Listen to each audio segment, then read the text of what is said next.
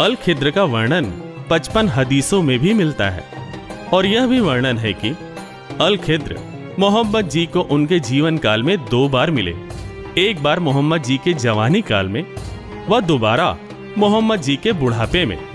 लेकिन विशेष गौर फरमाने वाली बात यह है कि तब अल खिद्र की उम्र जरा भी नहीं बदली। ऐसा ही कुछ वर्णन कबीर जी ने अपनी वाणी में दिया है कि जब गोरखनाथ ने वार्ता कर कबीर जी से उनकी उम्र पूछी थी, तब कबीर जी का जवाब था कि गोरखनाथ जी, 7 करोड़ तेरे शंभू मर गए, मेरी एक नहीं पलैया।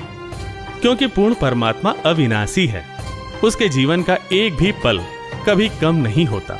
पवित्र कुरान शरीफ के सूरत फुरकान 25 आयत 52 से 59 में वर्णन है कि वो परमात्मा जिसने सारी सृष्टि रची वह हमारे सब गुनाहों से खबरदार है, वाकिफ है।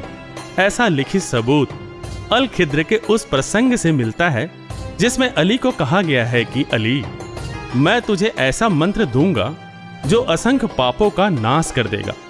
वेदों में भी यही वर्णन है कि केवल कबीर परमात्मा ही पाप नाशक है, सभी पाप कर्मों को काट सकता है। यह वही अली है जिसने बदर के युद्ध में विजय प्राप्ति के लिए अल खिद्र से आशीर्वाद प्राप्त किया था, क्योंकि अल खिद्र हमेशा धर्मनिष्ठ लोगों की मदद किया करता है। अल खिद्र ही अविनाशी कबीर परमात्मा है। वह वही भक्ति मार्ग में उलझनों को साफ करता है, मतलब कि सही भक्ति विधि भगत समाज को बतलाता है। ऐसा उल्लेख पवित्र वेदों में भी है कि परमात्मा उपदेश करने की इच्छा से इस पृथ्वी पर अवतरित होता है। वह अपनी वाणियों के सत्य ज्ञान की बौछार करता है।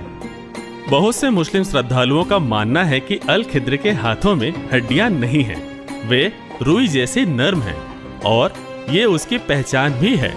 जब कोई तुझसे ऐसा साधु मिले जिसके हाथ नरम हो, वह हड्डी ना हो, तो समझो कि वो अल खिद्र ही है। ऐसा ही शरीर कबीर जी का है